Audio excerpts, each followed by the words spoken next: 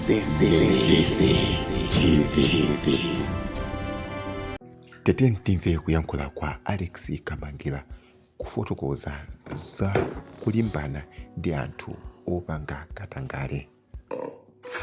Pali zinthu zina zimene anthu amathaulira kuti ase izizi kuti kulimbana nazo chifukwa chake. Iweyo ndi munthu onena kuti you are very important, you know people praise you like that. You are very important. Koma you wait you umalimbana. Okay, amalawi satha kungomuyamikira munthu. Amalawi nthawi zambiri sitimamikira munthu. Timadikira kale kuti munthu cha blande kapena aoneke kuti wabalalika ola akhale m'mavuto. Pamapezeka anthu ena ake amazatani amazapezeka munthu ake waba akamaba sopo mshopu kamaba china chake linamugwira akamugwira mucha ndiye kina kono azimayi akamadusa kama nyamata okongola uja ngati nyamata okongola ngati iwe chimwe mabera nchani mabazono nyamata okongola komatu nyamata uja asana great mavuta amene azimayi ajasangamuyamikire ulo azibamba ajasanganira he's a good looking or he's handsome or something like that. So amalawi tili ndi kachisimu kuonena kuti sitimayamikira munthu anti munthu uja apeze kuti wagwa m'mavuto kaya kumana ndizovuta ndine kuti koma munthu yitu anali chancha vuto ndiakutako. So anthu akaona ngati kuti ndabalalike akaona kuti ndalakwisa amabwera uzinena iweyo of course zimwe makamba zinzoona hit koma no samalimbane ndachi natamia ja usamalimbane ndachi na bakiri musti iweyo say you standard yako pamwa you don't understand what's going on, you don't understand how important it is to engaging with everyone, engaging with this, because that's the narrative. Social media is very powerful. It's very powerful that it's sending messages and it's a platform where people learn. And so people are learning, whether they come to learn or not, but they're learning.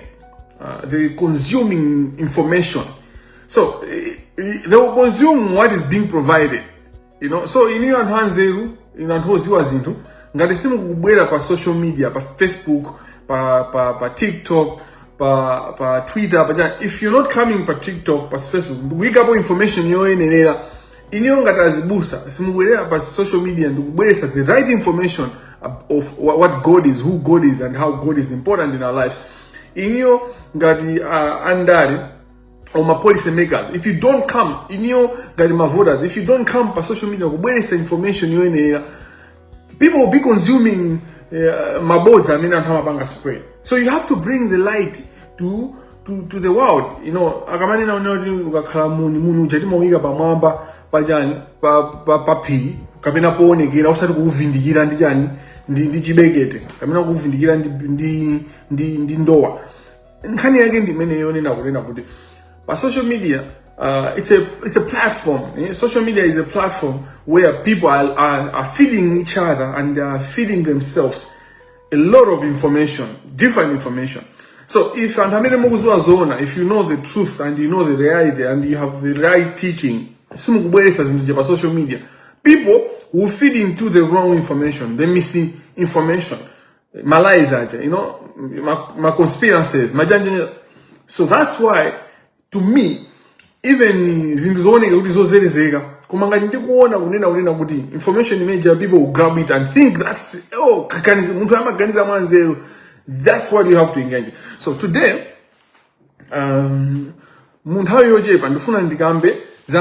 nsima. There's been a lot of teaching and kunyoza nsima. Kunyoza nsima kwambiri. There's a lot of conversation kunyoza nsima. Nsima ija kutipangisa kupepera imati gonesa. Now, it's nothing personal. Engaging this individual, it's about principles. It's about principles and how influential this person is in terms of the young people and the platform that he has. Sylvester Ayuba James. So Ayuba is not only an MP. Influence yake is not only an MP. That's what you must know. The he's not empty. Okay, let's agree. Ayuba is not empty. He's intelligent. But he's average intelligent. When I engage him and I see that he's intelligent, but he's average intelligent. But among Malawians, he's a genius. because it's Malawi, you know, there's a limit in terms of information and understanding, analysis, discourse analysis in the Ovuta Wambili Malawi. So Ayuba, who is intelligent, we should recognize that his dude is intelligent, but he's average intelligent. Among Malawians, he's genius. He's at the top of intelligence. So I'm closing too. As many average intelligent people, when and then the not intelligent ones as well, they're like, wow. You know, when he speaks, it's wow. So he said, he wrote a post yesterday, I think yesterday or the other day. So this post was saying, Ali Parliamenti, kuna bwela antamapanga present my research, and he was part of the team because obviously Nimuntu is an important person. He's a chairman. He's not just an mayor MP. He's an important person. He's an important MP. he was sitting among the researchers presenting their findings because I'm the chairman of the committee. And then the findings of the research was talking about food. The food, chakuja, ndichintofunigira bankhani ya ukavotedwe. And hama voter based on food. Yeah, ayo badamina Kuyankhula. Ndia kuzanena unena kuti izizi zimaonesa kunena kuti dziko limene ku Malawi ndi dziko limene linaiga one issue imene inaiga pamwamba nkhani ya chakudya. And who ndichifukwa chakuitira mphawi. Basically the argument there is that kusauka chifukwa chakuganiza kusauka ndifukwa kuti maika chakudya ngati number 1.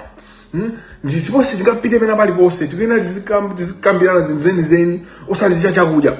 Then he went further and talked about the northern region of Malawi. So he also makes a distinction. Could you say you must have distinguished greetings, Pido International. I recognize your presence.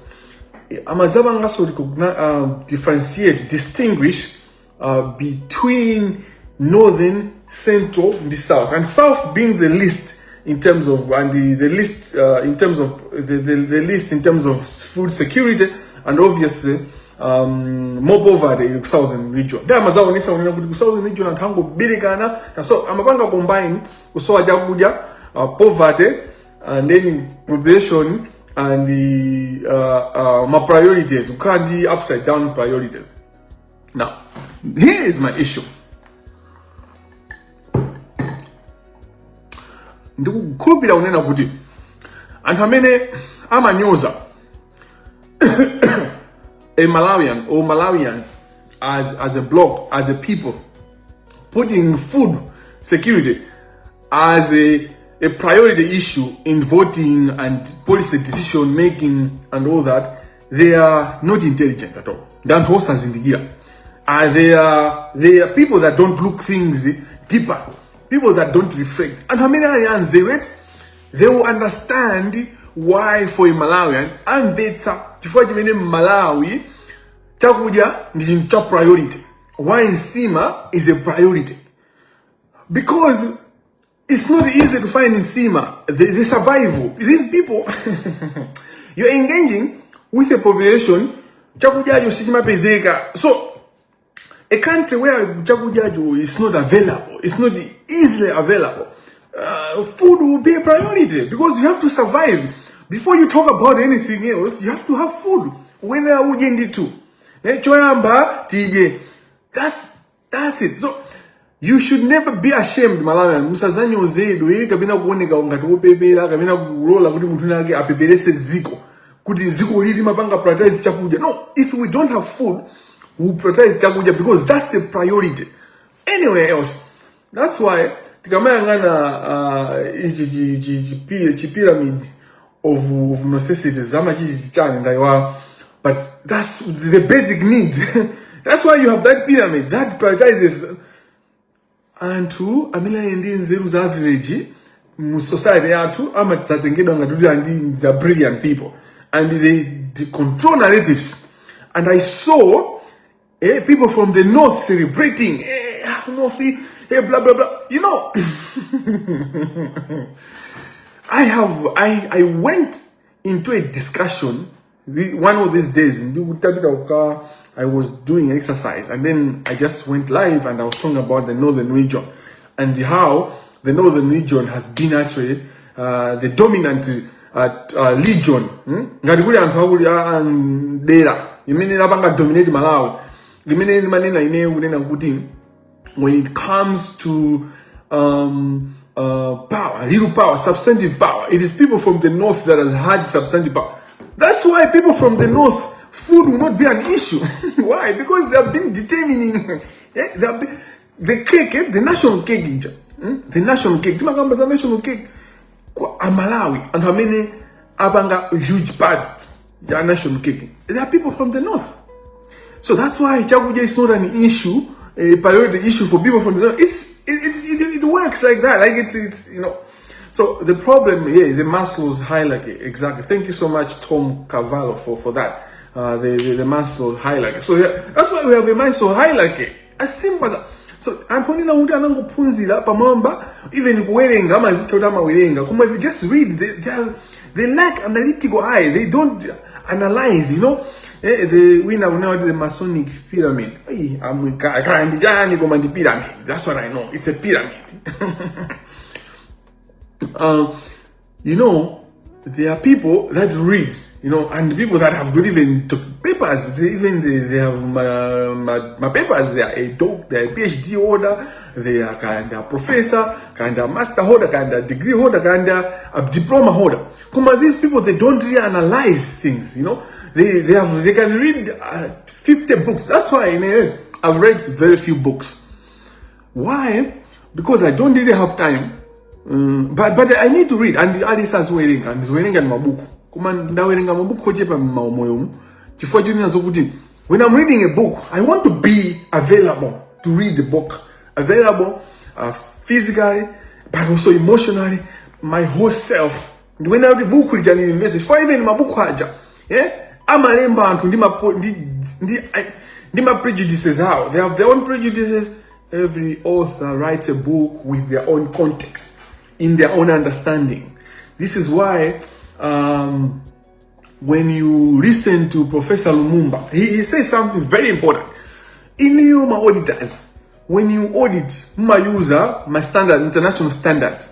My accountants, you use international standards. Kaya my engineer, you use international standards. Kaya my Chani professionals also use it. But are these international standards or these are European standards? Are these, you know, you need to analyze. That's why you have to be analytical. You know, that's why analytical discourse. That's why right now I'm a diehard of critical social legal theory. You know, my theories honestly, I've moved over those theories. I've grown out of those theories. I'm a critical social legal theorist. You know, because that's what you need. You know, to go beyond what you see and look with the background, practical. So you can't shame Malawians for prioritizing food. You should be shamed as politicians, as in your and Punzida, good Ziko Malawi, still food is a priority. It's a number one issue. Not shame those people that prioritize that, because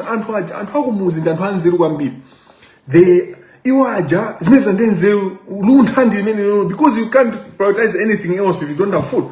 So you have made what is basic and accessible. Chintu chimene chili basic kumalawi chinasanduka chintu chosowa, chintu chokakhala ndi chakudya mtima ukhala pasi. You know, chimene chocho vuto ndili pamene popo kuti tinapanga chintu chimene chili basic, it's no longer basic. It's no longer basic. Naso akuti itaona ni bando ija abaye kuzanduza na 90%. Pepani nditu. But I don't help with it. So with my band, nanka ndikugawire nzeru nzanga ndikugawire nsondalama. Ndikugawire maganizidwe ndikuthandizeni maganizidwe ndikugawire nsondalama. That's zumezo ndeba mebo ndikhamba ya Ayuba kuti kupempha kwambiri amanga. You just want to receive. So what I said is Ayuba is intelligent, but is average intelligence. So intelligence yake but you need to go beyond the surface. You know, chakudya is a priority. Why is food a priority? ziko lisili kuenda bwino. Basi anthu Ayuba mango. Malawi. Food is a priority because it's not accessible. Food is not a basic thing. It's not a basic system chimene chima pezeka easily. In fact, Malawi, you look at most children, they grow with malnutrition. If it was not for donors and different projects, if it's not for DREAM, for instance, with the malnutrition or nutrition effort and projects, if not for UNICEF, if not for Save the Children, if not for a number of projects, which also take advantage of our country, of course, but at least it saves the children from dying with malnutrition, would be worse, would be povuda wambi. So we need to go beyond the basic. Chakuja is a priority because chakuja it's not easy to find food. When you live in Europe, you find chakuja issue. It's not an issue. What do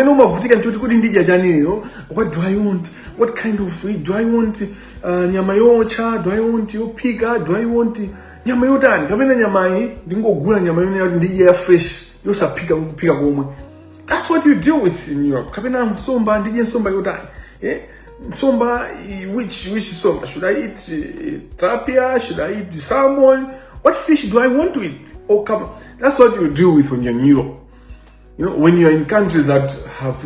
So, my ego... it's a good example of what is wrong with our country. Okay? Go on. Ayuba is a good example of what is wrong in our country. Ndisanzo jabu ino, chof sonyeza, godi vudo zigo la tundi jani. For Ayuba, how do you like... vote for Ayuba to go to parliament? That shows you how wrong our country is. Because Ayuba is going, Dimbava, I'm a benantu. You know, when he was being appointed, the injunction. In fact, parliament should never allow Ayuba to be in parliament. Because Agwenda the injunction, yome, gungula maoya, kabunga maoya, paso focus zao zili hapo, kumana grizana committee yao, ya disciplinary committee. Kunina kudi, Ayuba another ngodi anabera drama client andi ninayo una umboniyo muntu idi pali suspicion yokwanira pali evidence beyond reasonable doubt, but in this circumstance what was required is a probability of balance, a balance of probabilities. It's not beyond reasonable doubt unless it's a criminal trial, but in terms of a civil trial, administrative action, it's just on the balance of probabilities. And on the balance of probabilities, 100% Ayuba anaja drama as a client. And I don't think Ayuba is a drama. So this person has been recommended for disbarment by a bungu lawyer. And in the end, how parliament? What do you expect? So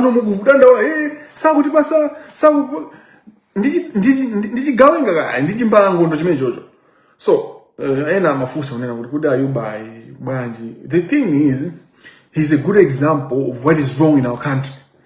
You know, I'll give you an example. Ayuba example. Ayuba is a typical politician. Meaning, amakamba izi, amabanga izi. Songhani ya NIF, you know, Mongoleza NIF. Analemba ba ujeni bagu. Animana. Nifine, Ayuba. Animana ine, sana ni gairi drama za nifi. 2 mina ife nabeza information kutu muntu hanaja amwene 29 million and the old around 40 million. Sina ngani ma interest baba baka parties. 40 million he was owing a NIF. Muntu yemweyo anapita kujani kuparliament kuchoka ka chairman wa committee mene yukwene upanga hold account of my institutions. You see what is wrong in our country? How do you put Ayuba kukhala nsogoleli wa apungu anyumba ya malamu kuti azika panga hold account of institution? Because Ayuba ni crook. And what does he do? He comes out, tunaenda nifi is wrong, and amina upanga benefit, upanga benefit ndani. So nifi ja ya grisi nchilo ngata, Ayuba sana bwezi ngongoli kumankhula. So I speak about Ayuba as an example. He's a bad example. He's a very good bad example. Ayuba James, Sylvester Ayuba James is a very good bad example. It's a bad example of Malawi and what is wrong with Malawi. You know, where and papa dia mama kuza nzina, kumbali akupanga zina. Kumanso muntu ota maoneka ngati kuti you know he's sharp, he's tender, but ndo pa mwamba chani, ndo pa mwamba is surface.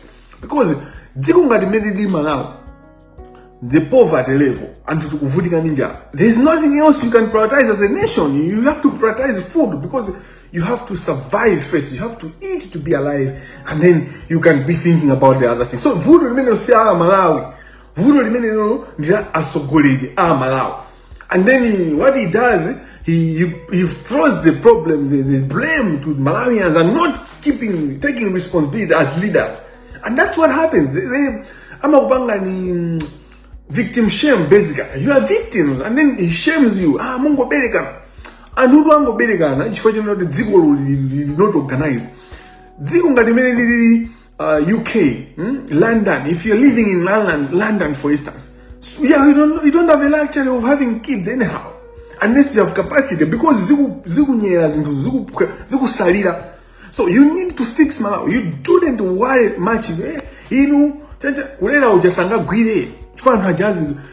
People, you can't stop people from having sex, but you have to make people to have responsible sex. And how you do that? Tugula ni mioyo yao. Population control je imateka muka tugula mioyo yantu. If mioyo yantu ili yolowa pansi, ngati mioyo yantu ili yosokonekera, ngati mioyo, you cannot expect ziko kuti anthu asiye kuberekana. Anthu aberekana nditu. So Ayuba abwera, hey mungo berekana, hey mungo swana, hey. He's a basic. He's intelligent, but average intelligent. But among Dao people in Malawi, among uneducated people, you will be hero. Hey, I'm a Gamisa. Hey, do open the man. How many? Hey, I'm a young. You need to analyze and wow now. Let me. I've kept on saying someone enough. So, he's a very good example of a bad example. Is a very good example of a bad example. He is a very good example of what's wrong in this country. My sons, if you follow Ayuba, so Ayuba has been my friend for years. You know, I've followed him. I listened to what he says. We have had debates. We have had conversations. We have had debates. If some of you will follow Zodiac, we have had a debate on even death penalty. Ayuba Mbayawo, you know. I don't remember the journalist who did this, but so I've worked with Ayuba. I know how he thinks. I know his philosophy. He has been saying for years about Africa, about Africans. He's about Africans. Africans. I don't care to go to Europe. I'm pro-African. He's pro-African. Amateur. But when the Burundians. And how Burundi, when the Rwandese, and how Rwanda, when the Congolese, and how Congo, amaswedwa, kuberedwa, azimai kugwirilwa, and kumangilwa, osalava, now ya MCP, yeo, alimu MCP momo, he never said anything. He never stood with refugees. He never stood. So what kind of African are you talking about? Like, what are you talking about? You know, so Amalawi, sitima dani body, sitima panganalyze into, sitima zisandapupula zintu ja, kuzisadabuza, kuziunguza ndukuona kuti chenjeni ndizi. So tiyambe kupanga choncho, society yathu ikamba kumapanga zintu za kumaziona. Kuti munthu uyu, kumamuona munthu uyu. And he was the president, Chakwera. So why this example is very important? Both Ayuba is not an honest person.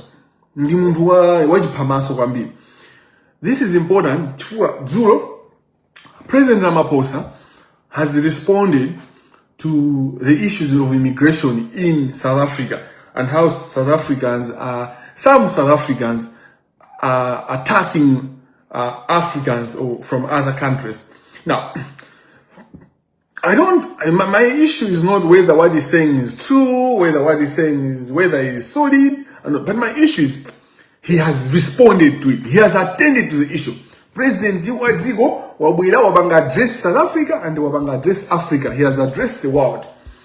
When ma Burundi amaswedwa ku Malawi kumaberedwa zinthu kumaberedwa katundu awo kumalandidwa makontena awo kumamenyedwa kumauzidwa kuti mchoke nziko mwathu muno mashopa awo kusekedwa mwankhanza kugwiriridwa azimayi ochokera mayiko ena achipani ayi musipia kupezeka pa camera, even on cameras. What did Chakwera say? Chakwera ananena kuti chani? And at that time, what was Ayuba telling you Malawians about Chakwera? He's the best president. In fact, he should be the dictator. You know, we need a benevolent dictator. Chakwera should be benevolent. Ayuba James was saying that when fellow Africans were being killed in Malawi, some of the Burundians were killed. You never hear of them. Pamene popo zikhale ngoma ndi Dr. Steve Kayuni akuyendesa Homeland ija. Kwayimbira phone anthu samayankha phone. Kungayimbira email osayankha. Kwafuna kuti ife tikumane nawo for mumfuse Kajoloweka, Charles Kajoloweka. So Kajoloweka ka advocacy kake ndikapa bebala chabe. Kungoonesa kuti zikukanjanjani. Komano he's not concerned about the results. He's not. Ndi munthu onena kuti amapanga advocacy yokondedwa kuti nizikondedwa. Nthawi imene alapanga advocacy amene ja nthawi imene DPP inali mboma anatipula I think anatopa naye nayenso ndi munthu and he has a choice to do things in a different way. But the last 5 years imene MCP inali mboma, Charles Kajoloweka was doing advocacy yolemba makalata basi kungolemba makalata basi because advocacy was not supposed to leave Malawi. At not risk, like there's no reason why advocacy was supposed to be chased in Malawi. And the fact that this issue, if we get under the carpet, it pains me. But my point is, how you mean about Burundi, Congo, Rwanda, Amapangidwa nkhaza ku Malawi. Chakwera was quiet. He didn't say anything. Ahina zikhale ngoma anabachuma chambirimbiri cha anthu amenewa. Achina Steve Kayuni anabera ma foreigners. Anabera anthu ochokera mayiko my investors anthu they have certificate to run business in Malawi. Anaberedwa. You know, there were a lot of violations of human rights and no one cared. Palibe amena summarize. And now, tufuna tizoneka nzeru on what is happening in South Africa. When he failed anyageti mazuza and how Burundi, how Rwanda, and how many so, they were giving us my products quality in their shops. Zindu zina panoba and how many people zibeza for Burundi and amenyedwa anatamangisidwa malaimo. Mashopo yena ukani kabe antupanga run. Because these people work hard. Akakauta abwira malaimo jama abwira uza kandi uza tipula. And they are there for you. I'm a candidate. I'm past 10 years. Then they move to another country. I'm a bang and drama. If we haven't even learned good and I'm a bang. We have not even paid attention. But my point is, I mean, if it Zuza and how Congo, Agu Rwanda, Agu Burundi, Mdima Africans zena. Mwenye sit Marakuza. Amwenye ndo ubwela. Azungu sit Marakuza. But and how many? And you will not say no. And Ayuba never said anything about this. Ayuba, who loves Africans, who is Pan-African. So I hate hypocrisy.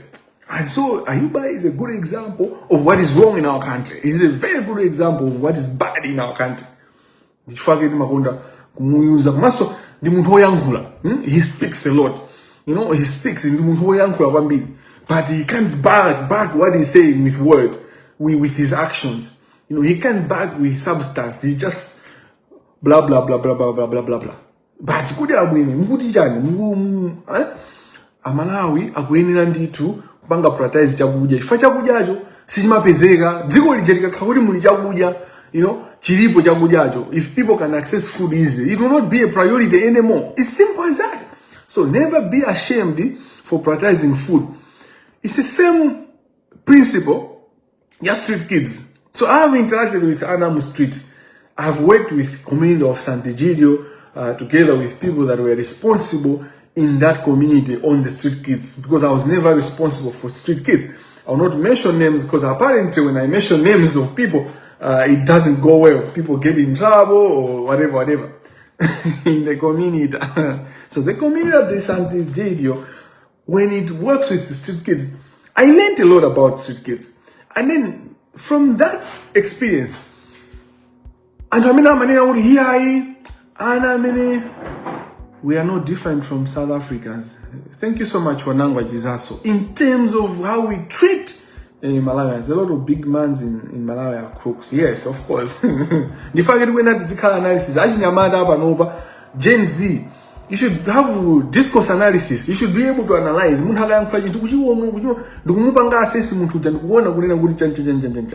Now, when this one is also point,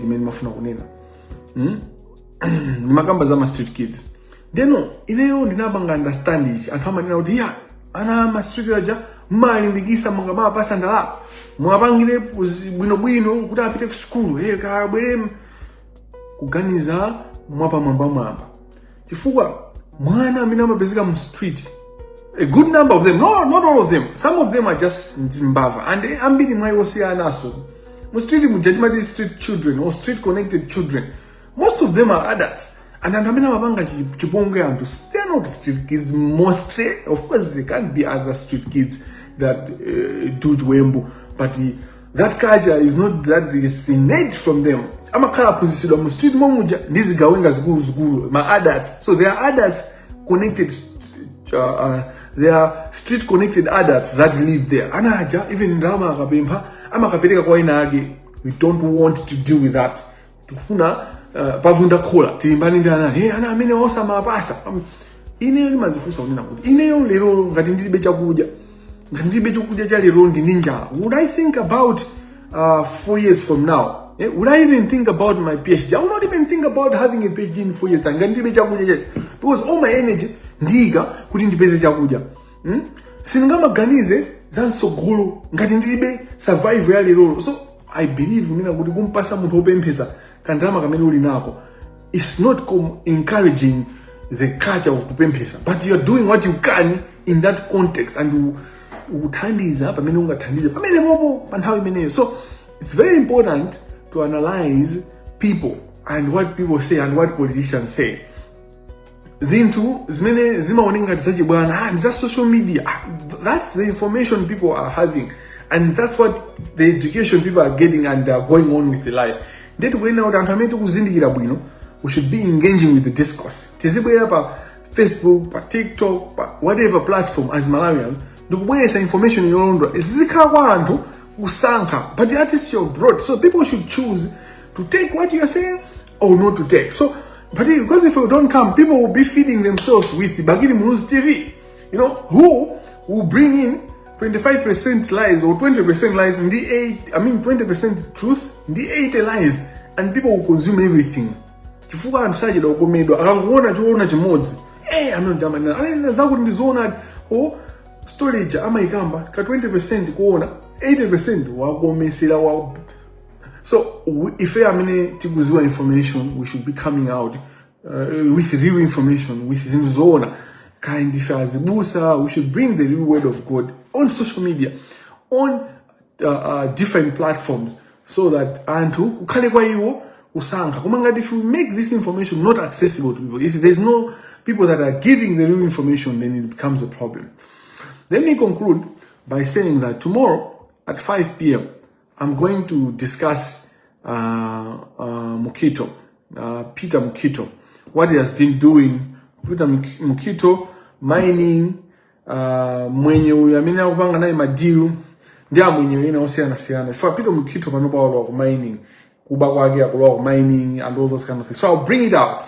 As I said, it's up to you to listen to what I say and act on it or investigate, disapprove, because in Pagana Vanova meji ambile nineyo palibe chimene ninapo munthu ndikubwera ndikunena kuti Alexis amene nachakuti ndichaboza tapanga investigate tapeza zako no angodana akupenga amene ameneyo andi chibwezi wanchito ameneyo ndwamisa because they can't engage with me because I speak the truth and I stand on truth. And achina DK ndi anthu ogwirira, Shepherd Bushiri ndi munthu ogwirira ana, achina VJ ndi anthu anagwirira wena umangidwa. Pamene kesi ya Pwedo ndikuyipanga follow, I'm following that case ya Pwedo ija. Palibe zoti anthu ayendesa zinthu mosaziwika bwino. Chilungamo chimene chizenda ngati there's been a finding or survey, findings of a survey, which I was commenting on news here Sunday, the Nation on Sunday. And the findings are that 67% of Malawians say kunena kuti akapita ku bakota amapeza chilungamo. And this is unbelievable. This, you can't understand that, because that's not the reality on the ground. But this is should not surprise us all. Chifukwa jani nthawi ya chisankho cha 2019 chitatuluka maliza tsake, mabungwe aku Europe, aku observers regional wise anani naona chisankho chimene chainda bwino kwambiri, ndipo palibe chisankho chimene chinainda bwino ngati ichi. A year later, court said this election should be redone because the integrity of the election was in question, because the quality, there were a lot of defects and all those that affected the quality of the education of the election. Omadu, from the background of people saying other things. So, pali ma survey na mena majidwa amakhala kuti achita upanga pay people for all their statistics, masample out, and their questions they were asking were not the right questions. So you get wrong results. You get it wrong because the reality of Malawi is that not 67% cannot say when they go to court they find justice. That means also we can the BBC abanga. It's not real. It doesn't matter who is saying it. It doesn't like kazichokera kwa abusa, kazichokera kwa nsembe, kazichokera kwa ndani. Chintu chonga titi chaboza nchaboza. Chintu sichisintha kukhala choona chifukwa wayankhula ndi wakuti. Chifukwa chake as a society tikuyenera tikhale a society that is able to criticize, to critique. Zinthu ziziunguza, zinthu zitha kuziona, kuzisegula, ndikuziyang'ana ifwa chikomeko mchankuyu mkati muli chane kodi muli nyerere. Zinthu kumakamanda kuziona bwino mapezeka kuti mwaja nsomba yodani yoduma. Tipemphere.